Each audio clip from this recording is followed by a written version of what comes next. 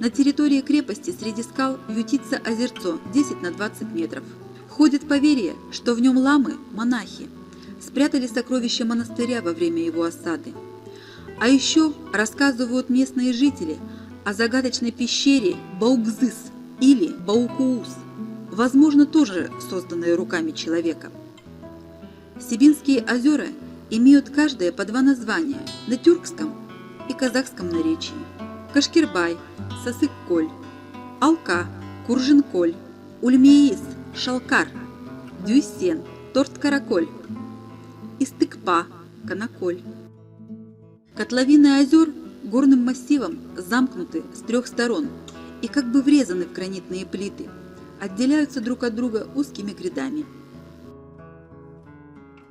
Не случайно такое расположение стало поводом еще для одного сказа, будто озера охраняет дракон, зажав их в своей большущей лапе 5 пальцев, 5 озер.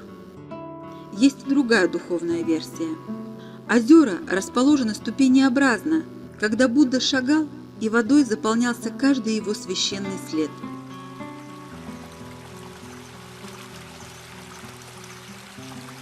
Прозрачная, как хрусталь, вода от многочисленных ручейков и прохладных родников.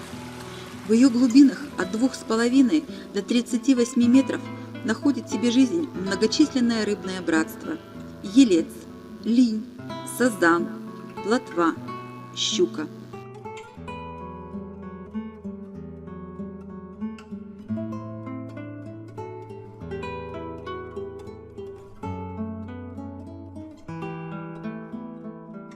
На скалах вокруг озер почти нет растительности, зато рядом роскошность степей. Переливаются пряди ковыля перистого, розовеют цветы ясенца, библейской купины неопалимой. И опять в этом мире зеленом, разгораясь кострами цветков, купина полыхает по склонам раскаленных июньских холмов. Сонным зноем пропитано лето, и с его раскаленного дна отражением Всевышнего света выкипает, клубясь, купина.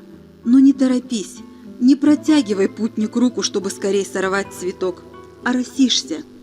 Купина неопалимая выделяет в жаркий день жгучие эфирные масла, ожог от которых сравним с ожогом крутым кипятком или паром.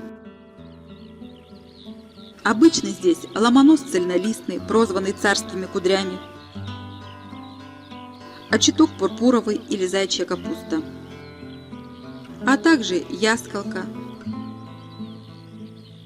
желтый ирис и простенький лютик, без которого степь сибинская лишилась бы своей нежности. Есть виды, нуждающиеся в охране, они занесены в Красную книгу Казахстана: пион степной, ревень алтайский и многие другие. Богат животный мир. На лугах близ озер можно встретить парочку журавлей-красавок. В недавнем прошлом, при освоении человеком степных пространств, численность этого вида журавлей значительно сократилась. Так красавка попала на страницы Красной книги. И лишь в последние годы число журавлей в наших степях стало возрастать. Не диво увидеть на Сибинах удодов, а весной в волю наслушаться песен соловьиных. Насекомые то и дело напоминают о себе. Одни из самых заметных представителей – жуки-бронзовки, стрекозы-стрелки, бабочки-голубянки.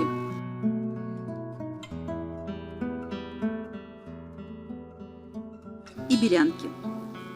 Постоянно снуют по воде клопы-водомерки.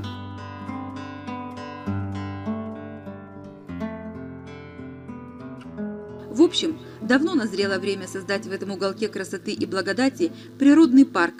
Предполагается площадью 40 тысяч гектаров, с выделением заповедных зон покоя для редких видов растений и животных, для любителей путешествий, туристических троп и организованных мест отдыха.